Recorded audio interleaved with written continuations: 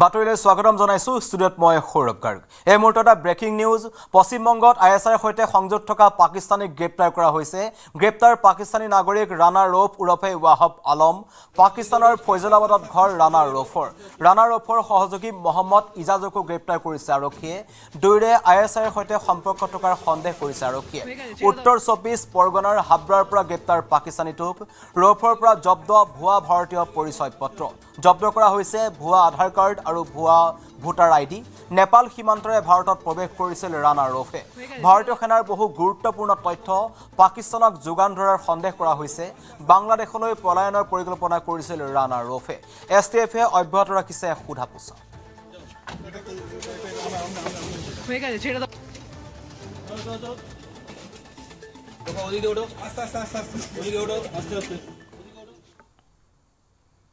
মণিপুৰত পুনৰ উত্তেজনা টুপকাই লিয়াংমাই গাঁৱত নিশা কেইবাটাও ঘৰত অগ্নিসংযোগৰ ঘটনা নিশাৰ ভাগত কোনো দুৰ্বৃত্তই ঘৰকেইটা জ্বলাই দিয়াৰ সন্দেহ কৰিছে স্থানীয় ৰাইজে আতংকিত হৈ পৰিছে স্থানীয় লোকসকল কেইবা কোটি টকাৰ সম্পত্তি জাহ যোৱাৰ অনুমান কৰা হৈছে বৰ্তমানো অঞ্চলটোত নিৰাপত্তা বাহিনী মোতায়েন কৰা হৈছে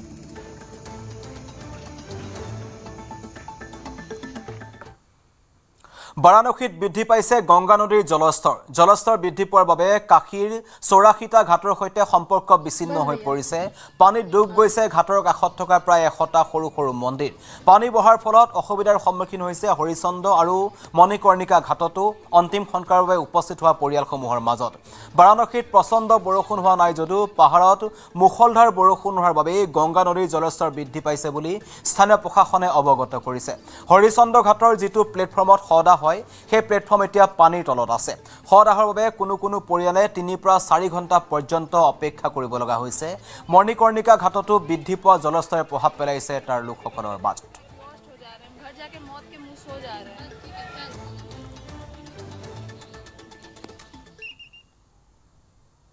ব্ৰেকিং নিউজ নগাঁৱত চিআৰপিএফৰ সঞ্চালক প্ৰধান জ্ঞানেন্দ্ৰ প্ৰতাপ সিং কাটিমাৰীৰ কেম্পত সংঘটিত গুলীচালনাৰ ঘটনাৰ তদন্ত কৰিব জিপি সিঙে চিআৰপিএফৰ 34 নং বেটেলিয়নত 4 জুলাইত সংঘটিত হৈছিল এক চাঞ্চল্যকৰ গুলীচালনাৰ ঘটনা গুলীচালনাত নিহত হৈছিল 3জনকৈ চিআৰপিএফৰ জোৱান বালানী পেমাবৰমে গুলীয়াই হত্যা কৰিছিল 2 সতীৰ্থক চিআৰপিএফৰ সহকাৰী উপপৰিদৰ্শক আছিল বালানী পেমাবৰম নিহত হৈছিল বিষ্ণু পণ্ডিত বাঘেল আৰু ৰামলাল যাদৱ ইয়াৰ পাছতে হত্যাকাৰী বিষয়াজনে নিজে আত্মহত্যা কৰিছিল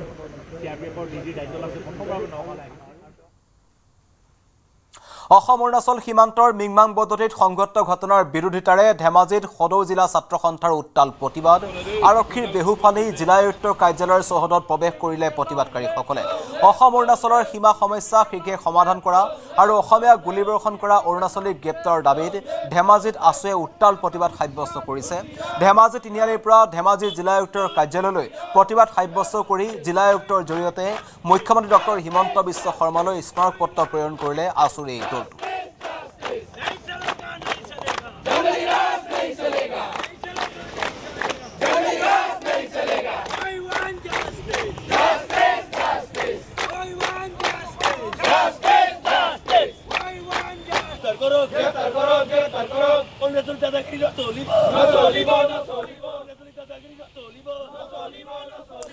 আজিৰে পৰা অৰুণাচলৰ বিৰুদ্ধে টিএমপিকেৰ সৰ্বাত্মক অৰ্থনৈতিক অৱৰোধ পুৱা 5 বজাৰ পৰা অনিৰ্দিষ্টকাললৈ অৱৰোধ ঘোষণা কৰা হৈছে টিএমপিকেৰ ফালৰ পৰা অসমৰ ফালৰ পৰা অৰুণাচললৈ সকলো যান-বাহনৰ চলাচলত বাধা প্ৰদান কৰিছে এই সংগঠনটোৱে সমান্তৰালকৈ আজি 9টা সংগঠনৰ 12 ঘণ্টীয়া ধেমাজি জিলা বন্ধ ঘোষণা কৰা হৈছে মিংমাং পদ্ধতিত নিৰীহ অসমীয়াৰ ওপৰত গুলীচালনাৰ বিৰুদ্ধে প্ৰতিবাদ সাব্যস্ত কৰা হৈছে গুলীচালনা কৰা কালপিতৰ শাস্তি নোহোৱা পৰ্যন্ত এই অৰ্থনৈতিক অৱৰোধ ঘোষণা কৰা হৈছে গুলী চলোৱা অৰুণাচল আৰক্ষীৰ বিৰুদ্ধেও আইনী ব্যৱস্থা লোৱাৰ দাবী এই সংগঠনটোৰ 9টা সংগঠনে আহ্বান জনোৱা ধেমাজি জিলাৰ বন্ধৰ সৰ্বাত্মক প্ৰভাৱ দেখিবলৈ পোৱা গৈছে জিলাখনত এজেৱাইচিপি কেএমএছএছ বীৰ লাচিত সেনা টাইপাকে ধৰি 9টা সংগঠনে এই বন্ধৰ আহ্বান জনাইছে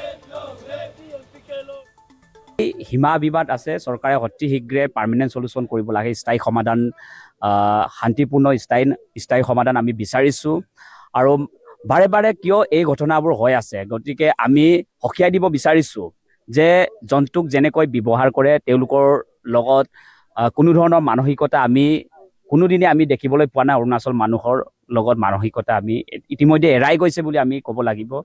অৰুণাচলত কাম কৰা মানুহক যেনেদৰে মাজে সময়ে মাৰ্ডাৰ কৰা আমি দেখিছোঁ। অৰুণাচলৰ কাম কৰা বিভিন্ন প্ৰান্ত চাকুৰে গুলিয়াই মাৰ্ডাৰ কৰা, হত্যা কৰা আমি দেখিছোঁ। তাৰ পিছত আকৌ এতিয়া সীমা বিবাদক কেন্দ্ৰ কৰি পেলাই মানুহক জন্তুক যেনেকৈ মাৰা হয় এনেধৰণে মানুহক এতিয়া মাৰিছে। এতিয়া গতিকে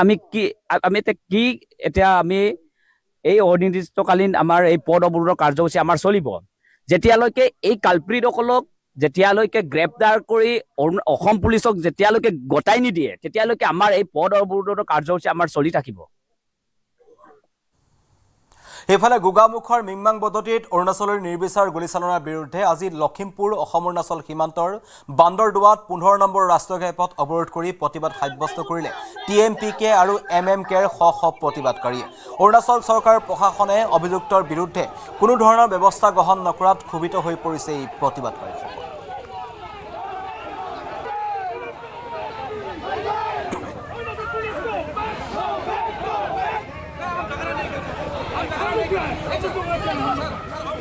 মিংমাং বদতিত হৈ যোৱা সংঘটিত ঘটনাই নহয়, পুনৰাবৃত্তি ঘটিয়ে থাকে। গতিকে আমি স্পষ্টকৈ দাবী জনাইছো, এনেধৰণে খিলঞ্জীয়া ভূমিপুত্ৰ মানুহবিলাকক আৰু মৃত্যুৰ মুখলৈ কিমান দিনলৈ ঠেলিব আৰু কিমানজনক আপোনালোকে ঠেলিলে হয়তো সীমা সমস্যা শেষ কৰিব। গতিকে স্পষ্টকৈ দাবী জনাইছো, কেন্দ্ৰ চৰকাৰ, অসম চৰকাৰ, অৰুণাচল চৰকাৰ হেমাইৰ কাৰণে খিলঞ্জীয়া ভূমিপুত্ৰ নিৰীহ মানুহ, অসমীয়া মানুহ আজি মৃত্যুৰ মুখলৈ ঠেলি দিছে। গতিকে আমি স্পষ্টকৈ দাবী জনাইছো, দুয়োগৰাকীক এৰেষ্ট কৰাৰ পিছত তেওঁলোকক বৰ্খাস্ত কৰিলে যেতিয়ালৈকে নকৰে তেতিয়ালৈকে আমাৰ তেওঁলোকৰ অৰ্থনৈতিক অৱৰোধ কৰাৰ সিদ্ধান্ত অনিৰ্দিষ্টকাললৈ সিদ্ধান্ত গ্ৰহণ কৰা আছে, এই কথা স্পষ্ট। যেতিয়ালৈকে সীমান্তৱৰ্তী অঞ্চলবিলাকত সীমা সুৰক্ষা কৰি অসমীয়া খিলঞ্জীয়া মানুহৰ জীৱন আৰু সম্পত্তি সুৰক্ষা নিশ্চিত নকৰিব, যেতিয়ালৈকে সীমান্তৱৰ্তী ৰাইজে নিজৰ জীৱন আৰু নিজৰ ভূমিৰ ওপৰত অধিকাৰ নাপাব, তেতিয়ালৈকে আমাৰ এই সংগ্ৰাম অব্যাহত থাকিব। আমি কোনো সংঘাত বিচৰা নাই, আমি ন্যায় বিচাৰিছো। আমি কাৰো ওপৰত কঠোৰ আক্ৰমণমূলক আক্ৰোশ বিচৰা নাই। আমি যিসকল লোকে আমাৰ ওপৰত আক্ৰমণ কৰিছে তেখেতসকলৰ কঠোৰ শাস্তি বিচাৰিছো। আমি অৰুণাচল প্ৰদেশৰ লগত বসবাস কৰা যিসকল দুষ্কৃতিকাৰী লোকসকল আছে তেখেতসকলক অৰুণাচল চৰকাৰে অতি গ্ৰেপ্তাৰ কৰি অসম চৰকাৰক গতাই দিব লাগিব, অন্যথা এই প্ৰতিবাদ স্পষ্টভাৱে হৈ থাকিব।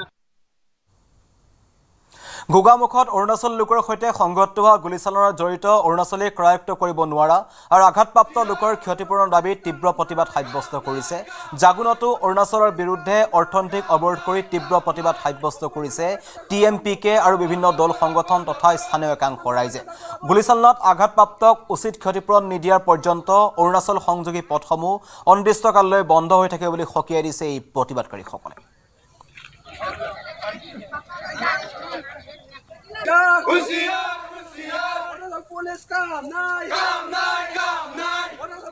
তিনিচুকীয়া জিলা সমিতিৰ উদ্যোগত আমি এই দিৰা গেটত আমি পুৱা 5 বজাৰ পৰা এতিয়ালৈকে আমি উক্ত কাৰ্যসূচী আমি গ্ৰহণ কৰি আছো আৰু এই কাৰ্যসূচী আমাৰ যেতিয়ালৈকে আমাৰ দুখীসকলে ন্যায় নাপায় আৰু যি দুখীসকলক উচিত শাস্তি প্ৰদান নকৰে তেতিয়ালৈকে এই আমাৰ পদ অৱৰোধ কাৰ্যসূচী আৰু অৰ্থনৈতিক পদ অৱৰোধ কাৰ্যসূচী চলি থাকিব।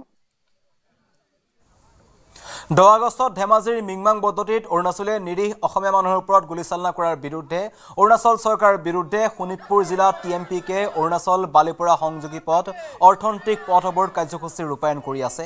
চাৰিদুৱাৰ ছটাইত TMPK পথ অৱৰোধ কৰি বিভিন্ন শ্লোগানেৰে পৰিৱেশ উত্তাল কৰি তোলে।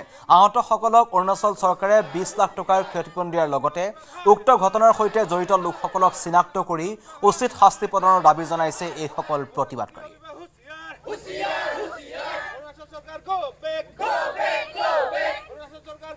ধেমাজি জিলাৰ মিংমাঙত যি অৰুণাচলী দুৰ্বৃত্ত, সেই অৰুণাচলী দুৰ্বৃত্তত 11জনকৈ নিৰীহ অসমীয়া গুৰুতৰভাৱে আহত হৈছিল গুলীচালনাত। তাৰ পিছতেই কিন্তু এতিয়া দেখিবলৈ পোৱা গৈছে যি অৰুণাচল বালিপৰা সংযোগী যি পথ, সেই পথছোৱাত কিন্তু অৰ্থনৈতিক পদ অৱৰোধ কাৰ্যসূচী গ্ৰহণ কৰিছে শোণিতপুৰ জিলা TMPK আৰু ইতিমধ্যে বৰ্তমান ৰাতিপুৱাৰ পৰা এই যি পথছোৱা কিন্তু ইতিমধ্যে এনেদৰে অৱৰোধ কৰি থকা দেখিবলৈ পোৱা গৈছে। আৰু ছটাই মই কৈছোঁ যে ছটাই ৰিহাংজুলিত এই পথ অৱৰোধ কাৰ্যসূচী গ্ৰহণ কৰিছে TMPK আৰু যি 10 আগষ্টত যি ধেমাজি জিলাৰ মিংমাঙৰ যি বদতিত অৰুণাচলী দুৰ্বৃত্তৰ গুলীচালনাত নিৰীহ যি অসমীয়া মানুহৰ তাত অৰুণাচলী লোক আহত হৈছিল, সেই আহত লোকসকলৰ প্ৰতিবাদত আৰু তেখেতসকলে ইয়াত এনেদৰে প্ৰতিবাদ কৰা দেখিবলৈ পোৱা গৈছে।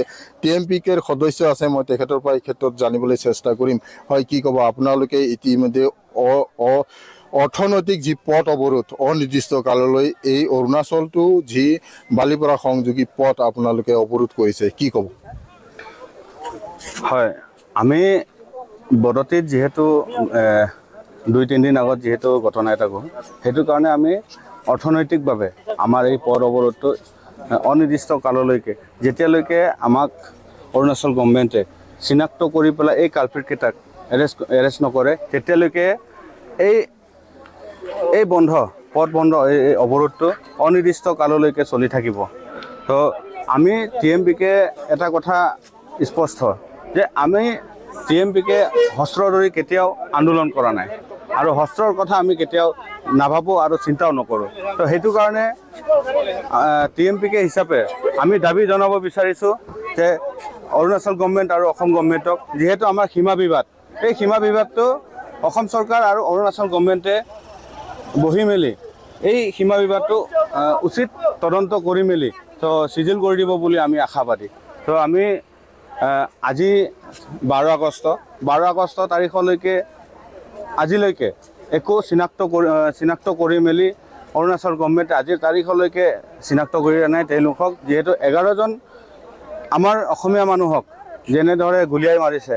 তো আজিৰ তাৰিখলৈকে ইহঁতৰ গৃহ বিভাগটো ইমানেই ঢিলা যে বস্তুটো তেওঁলোকে আজিৰ তাৰিখলৈকে চিনাক্ত কৰি মেলি আজিলৈকে এটা কালপিতক ধৰি দিব পৰা নাই। তো অৰুণাচলত সেই কথা বাৰম্বাৰ আমাৰ অসমীয়া মানুহৰ কাৰণে এই অত্যাচাৰটো চলি আছে। যিহেতু 1-2 বছৰ আগতো আপোনালোকে গম পায়, নিউজে পত্ৰই এনেকৈ ভালুকপুং ৰোডতে আৰু এবাৰ আমি পথ অৱৰোধ কৰিছিলোঁ সেই ক্ষেত্ৰতে। তো অনাগত দিনলৈকে সেই কথা আমাৰ ইয়াত চলিয়ে থাকিব। তো সেইটো কাৰণে অসম গভৰ্ণমেণ্ট আৰু অৰুণাচল গভৰ্ণমেণ্টক আমি এটা কথা স্পষ্ট কৰি দিব বিচাৰিছোঁ যে তেওঁলোকে এই সীমা বিবাদৰ ঝেমেলাটো অতি সোনকালে মাৰি দিব বুলি আমি TMPK ফালৰ পৰা আমি দাবী জনাইছোঁ। নিউজ 18 অনুসন্ধানত পোহৰলৈ আহিল নগাঁও যোগান বিভাগৰ চৰম অকমন্যতা। কাৰ্যালয়ৰ চৌহদত পৰিছে অৰুণোদয় পত্ৰ। যোগান বিভাগৰ উপ সঞ্চালকালয়ৰ কাৰ্যালয়ত ফাইলৰ দম দেখিবলৈ পোৱা গৈছে। কাৰ্যালয়ৰ কাষতে দমে দমে উদ্ধাৰ হৈছে সুৰাৰ বটল। পচি যোৱা ফাইল আৰু সুৰাৰ বটল সন্দৰ্ভত জ্ঞাত নহয় বুলি দায়খৰা মন্তব্য যোগান বিভাগৰ অধীক্ষকৰ। নগাঁও যি যোগান বিভাগৰ যিটো কাৰ্যালয় তাত উপস্থিত আছোঁ আৰু আমি এটা বিশেষ দিশ দেখুৱাবলৈ বিচাৰিছোঁ। এয়া চাওক চৰকাৰী ফাইল কিদৰে পেলাই থোৱা হৈছে মই দেখুৱাইছোঁ যোগান বিভাগৰ। এয়া মুখ্যমন্ত্ৰীৰ সুলভ ইন্ধন আঁচনিৰ ফৰ্ম মই দেখুৱাইছোঁ। চাওক এইসমূহ ফাইল কিদৰে পেলাই থোৱা হৈছে, কিদৰে ইয়াত কাম কৰা হয় মই পুনৰ দেখুৱাইছোঁ। চাওক কিমান ফাইল দম হৈ পৰি আছে, যিসমূহ কাগজৰ বাবে হয়তো বহু লোকে গাঁৱৰ পৰা গ্ৰামাঞ্চলৰ পৰা অহা যোৱা কৰিব লাগে, তেওঁলোকে বিভিন্ন ঠাইত যাব লাগে, বিভিন্ন ঠাইত গৈ পেলাই বাৰে বাৰে বহু টেবুলত যাব লাগে, কিন্তু তাৰ পিছত এইসমূহ ফাইল কিদৰে পেলাই থোৱা হয় এয়া মই দেখুৱাইছোঁ। চাওক ইয়াত যিটো ডেপুটি ডিৰেক্টৰ অফ ছাপ্লাই, যি ছাপ্লাইৰ যি উপ সঞ্চালক নগাঁৱৰ, তেওঁৰ কাৰ্যালয়ৰ তেওঁৰ কোঠাৰ তেওঁৰ কাৰ্যালয়ৰ লগত এই বৰ্তমান এইদৰে পেলাই থোৱা হৈছে মই দেখুৱাইছোঁ। এয়া চাওক এইসমূহ ফাইল কিমান গুৰুত্বপূৰ্ণ বিভাগীয় কাগজ পত্ৰ এইদৰে উৱলি গৈছে চাওক। আৰু ফাইল থ'বলৈ যি বিভিন্ন কাৰ্যালয় আছে সেইসমূহ কাৰ্যালয়ত এইদৰে দেখিবলৈ পোৱা গৈছে যে বিভিন্ন কাৰ্যালয়ত ফাইলৰ কথা কোৱা হয়, কাগজৰ কথা কোৱা হয় যে এইখন কাগজৰ কাৰণে আপোনাৰ কামটো হোৱা নাই, বিভিন্ন ধৰণৰ। ইয়াত চাওক বিভিন্ন ধৰণৰ যি এপ্লিকেশ্যন ফৰ্ম আছে, ইয়াত বিভিন্ন জনগোষ্ঠীয় লোকৰ ফৰ্ম আছে, চৰকাৰী কাৰ্যালয়ৰ ফৰ্ম আছে। সেয়া চাওক এইখন মই দেখুৱাইছোঁ। ইয়াত বৰ্তমান যথেষ্ট লেতেৰা। ইয়াত ষ্টাম্প, বিভিন্ন ধৰণৰ ৰাবাৰ ষ্টাম্প ইয়াত এইদৰে পেলাই থোৱা হৈছে। এইসমূহ চাওক যি এয়া প্ৰমাণ পত্ৰ যি দেখুওৱা হৈছে, যি সুলভ মূল্যৰ দোকানৰ প্ৰমাণ পত্ৰ, এইবিলাক যি এপ্লাই কৰা আব্দুল কাছেম নামৰ এগৰাকী দোকানীৰ প্ৰমাণ পত্ৰ ইয়াত এইদৰে পেলাই থোৱা হৈছে। যি অকৰ্মণ্যতা বিভাগ, যোগান বিভাগৰ বিভিন্ন ধৰণৰ যি কথা প্ৰায় শুনিবলৈ পোৱা যায়, বহু ক্ষেত্ৰত যোগান বিভাগৰ কাম নহয়, বিভিন্ন ৰাইজ অসুবিধাৰ সন্মুখীন হয়। এয়া চাওক এইসমূহ আধাৰ কাৰ্ড কিদৰে পেলাই থোৱা হৈছে, ফালি পেলাই থোৱা হৈছে। এয়া মই দৃশ্যাংশ দেখুৱাইছোঁ Nagaon DDS, deputy director of supply, নগাঁৱৰ উপ সঞ্চালক মই দেখুৱাইছোঁ। ইয়াত কিদৰে যোগান বিভাগৰ কাৰ্যালয়ত বৰ্তমান ফাইল পেলাই থোৱা হৈছে এয়া হৈছে DDSৰ এখন এইটো ৰুম ডিপুটি ডিৰেক্টৰ ছাপ্লাই ইয়াতে বহে আৰু মই দেখুৱাইছোঁ ওপৰত চাওক ইয়াত ফেন চলি আছে কিন্তু তেওঁ বৰ্তমান ইয়াত নাই কাৰ্যালয়ত তেওঁ নাই উপস্থিত আৰু লগতে মই দেখুৱাইছোঁ ইয়াত নিশা হ'লে সুৰাৰ আড্ডাও হয় বুলি কৈছে যি অফিচৰ বেলকনিত জিলা যি আয়ুক্তৰ কাৰ্যালয়ৰ DDSৰ যি কাৰ্যালয়ৰ বেলকনিত বৰ্তমান দেখিবলৈ পোৱা গৈছে সুৰাৰ যি সন্ধ্যা হ'লে ইয়াত নিশা হ'লে পাৰ্টি হয় আৰু সেই পাৰ্টি মই দেখুৱাইছোঁ এখন মুখ্যমন্ত্ৰী যি অৰুণোদয় ফৰ্ম ইয়াত পৰি আছে অৰুণোদয় যিটো আঁচনি এটা অভিলাষী আঁচনি সেই অৰুণোদয় ফৰ্ম সেইদৰে বৰ্তমান ইয়াত পৰি আছে ৰামু পঞ্চী মই এগৰাকী LPG সংযোগৰ লগতে বিভিন্ন ধৰণৰ ফৰ্ম ইয়াত পৰি আছে চৰকাৰী গাঁওবুঢ়াৰ প্ৰমাণ পত্ৰ এইদৰে পেলাই থোৱা হৈছে এয়া চাওক যি মই দেখুৱাইছোঁ এয়াই বৰ্তমান চলি আছে যি মুখ্যমন্ত্ৰীগৰাকীয়ে বাৰে বাৰে বিভাগসমূহ গতিশীল কৰাৰ কথা কয় কিন্তু একাংশ কৰ্মচাৰীয়ে বৰ্তমান কাৰ্যালয়ত উপস্থিত নাথাকে কাৰ্যালয়ৰ যি বিদ্যুতৰ বিল ৰাহি নকৰে এইদৰে বৰ্তমান ফেন চলাই পেলাই কাৰ্যালয়ত যিগৰাকী DDS তেওঁ নাইকিয়া আৰু তেওঁৰ কাৰ্যালয়ৰ কাষত ইয়ালৈ কোনো নাহে সাধাৰণতে আমি দেখুৱাইছোঁ ইয়াত বৰ্তমান দমে ফাইল পৰি আছে আৰু লগতে দেখিবলৈ পোৱা গৈছে যে বেলকনিৰ কাষত সুৰাৰ বটল গতিকে এয়াই চলি আছে বৰ্তমান নগাঁৱৰ যি যোগান বিভাগত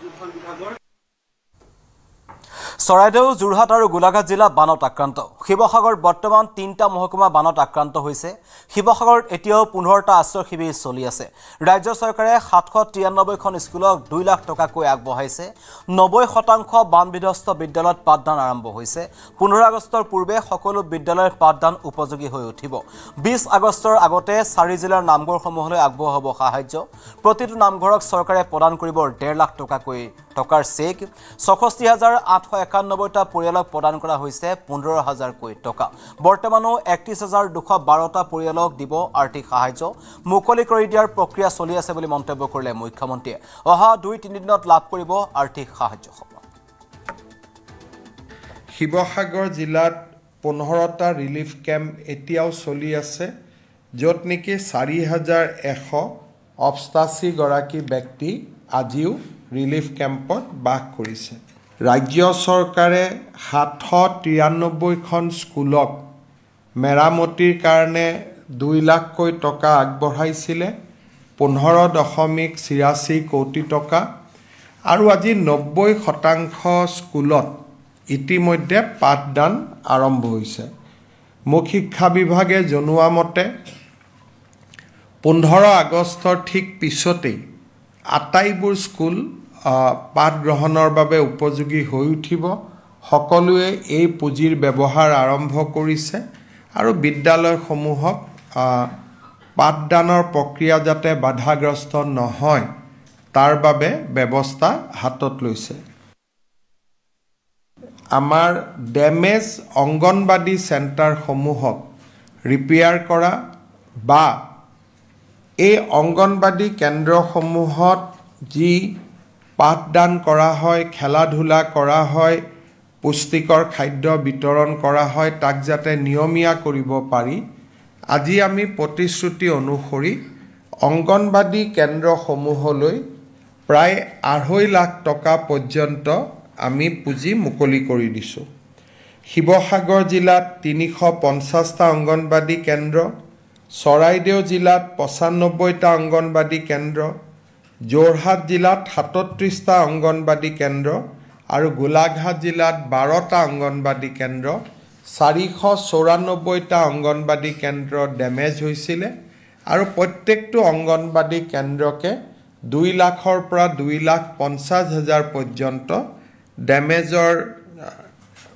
যিটো পৰিমাণ সেই পৰিমাণ অনুসৰি তেখেতসকললৈকে মুকলি কৰি দিয়া হৈছে 8,000 পৰিয়ালৰ ডেমেজ এছেছমেণ্ট কৰোঁতে আমি দেখা পাইছোঁ যে প্ৰায় 150 কোটি টকাতকৈ অধিক ইতিমধ্যে ডেমেজ ৰিপৰ্ট আমালৈকে আহিছে আৰু এইটো মাত্ৰ আৰম্ভ হৈছে it will continue up to 38 August তাৰমানে প্ৰায় 50-60,000 পৰিয়ালৰ ওচৰলৈকে যাব প্ৰক্ৰিয়া চলি আছে আৰু আমি ইয়াক 30 আগষ্টৰ ভিতৰত ইয়াক আমি শেষ কৰিব কৈছোঁ 30 আগষ্টত ইয়াত শেষ হোৱাৰ পিছত আমি এখন ড্ৰাফ্ট লিষ্ট উলিয়াম যে এইকেইটা পৰিয়ালক আমি ক্ষতিগ্ৰস্ত হৈছে আৰু তেওঁলোকক আমি সহায় দিব খোজোঁ।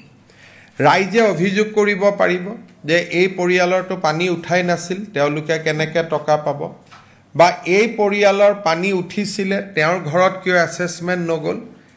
1 তাৰিখৰ পৰা 10 ছেপ্টেম্বৰলৈকে আমি আৰু এটা এছেছমেণ্ট আৰম্ভ কৰিম যে প্ৰথম পৰ্যায়ৰ এছেছমেণ্টটো কাৰেক্ট হৈছিলে নে নাই, অৰ্থাৎ প্ৰথম পৰ্যায়ৰ শিক্ষকসকলে বা ছাৰ্ভেয়াৰসকলে কাৰোবাৰ এছেছমেণ্ট নকৰিলে নেকি বা কাৰোবাক ভুল কৰি এছেছমেণ্ট কৰিলে নেকি।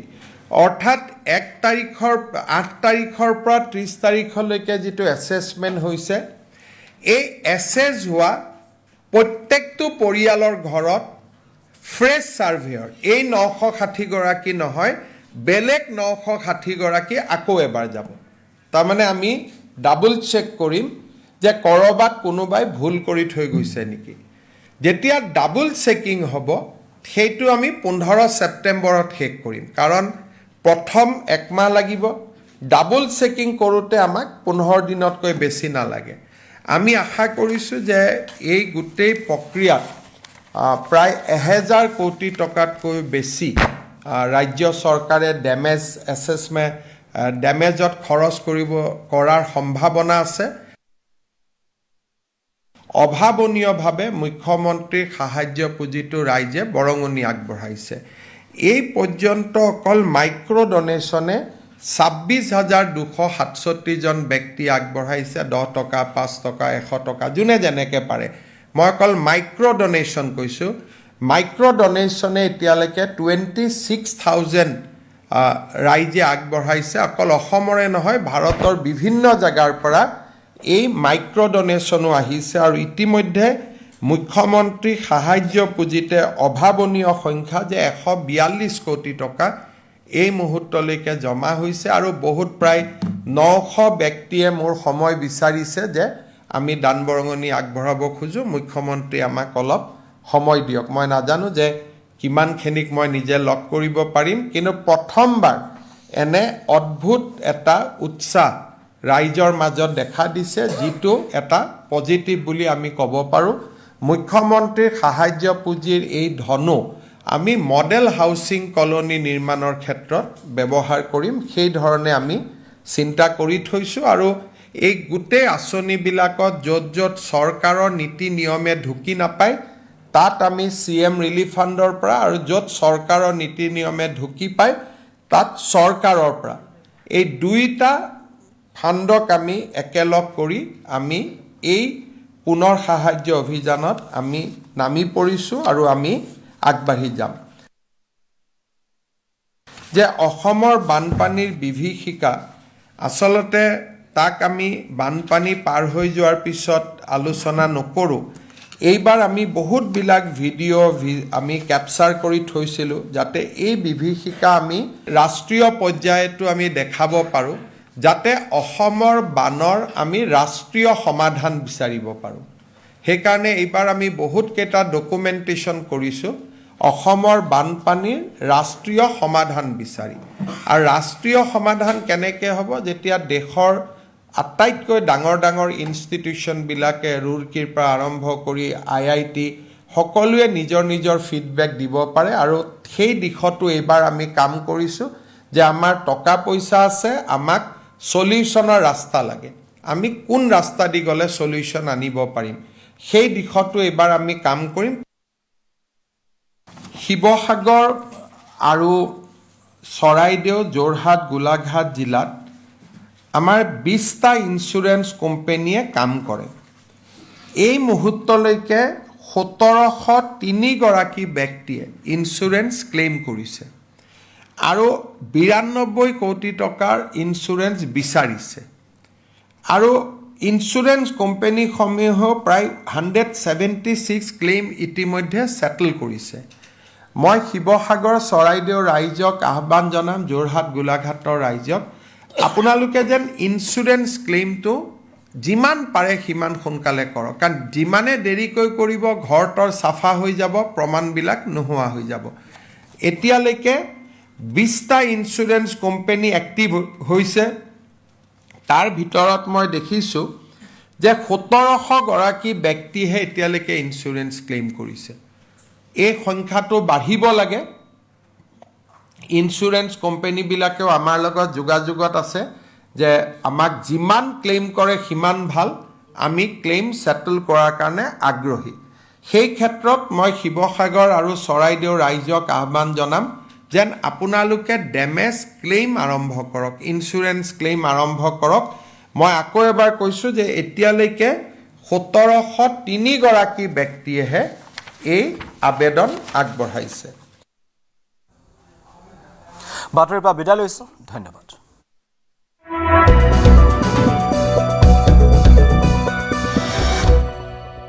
अक्कर बक्कर बम्बे बो ঘৰত কোনটো টিএমটি লগাইছে? माइथन स्टील আপোনাৰ ওপৰত ট্ৰাষ্ট কৰিব পাৰি। ओके ষ্ট্ৰং মানে মাইথান ষ্টীল। এয়া নিউজ 18 নেটৱৰ্ক। আপুনি চাই আছে নিউজ 18 অসম নৰ্থ ইষ্ট, সঠিক সময়ত শুদ্ধ খবৰ। 9টা সংগঠনে আহ্বান জনোৱা ধেমাজি জিলা বন্ধৰ সৰ্বাত্মক প্ৰভাৱ AJYCP, KMSS, বীৰলাচিত সেনা, টাইপাকে ধৰি 9টা সংগঠনৰ বন্ধৰ আহ্বান। ভিজুৱেলছ আমি দেখুৱাইছো। প্ৰতিবাদী কাৰ্যসূচী গ্ৰহণ কৰা হৈছে, প্ৰতিবাদ সাব্যস্ত কৰা হৈছে। TMPকে বন্ধৰ আহ্বান দিছে, 9টা সংগঠনেও বন্ধৰ আহ্বান দিছে। 12 ঘণ্টীয়া অৰ্থনৈতিক অৱৰোধ আৰম্ভ হৈছে আৰু যি ঘটনা সংঘটিত হ'ল সেই ঘটনাৰ পিছত এনেধৰণে এতিয়া প্ৰতিবাদ সাব্যস্ত কৰা হৈছে, উচিত শাস্তিৰ দাবী জনোৱা হৈছে। মুঠৰ ওপৰত সৰ্বাত্মক অৱৰোধ অৰুণাচলৰ বিৰুদ্ধে আজি 9 সংগঠনৰ ধেমাজি জিলা বন্ধৰো এক প্ৰকাৰ প্ৰভাৱ পৰা দেখিবলৈ পোৱা গৈছে। TMPকে বন্ধৰ আহ্বান কৰিছে, অৰ্থনৈতিক অৱৰোধ আহ্বান কৰিছে, কিন্তু ইফালে সমান্তৰালকৈ 9টা সংগঠনেও ধেমাজি জিলা বন্ধ ঘোষণা কৰিছে।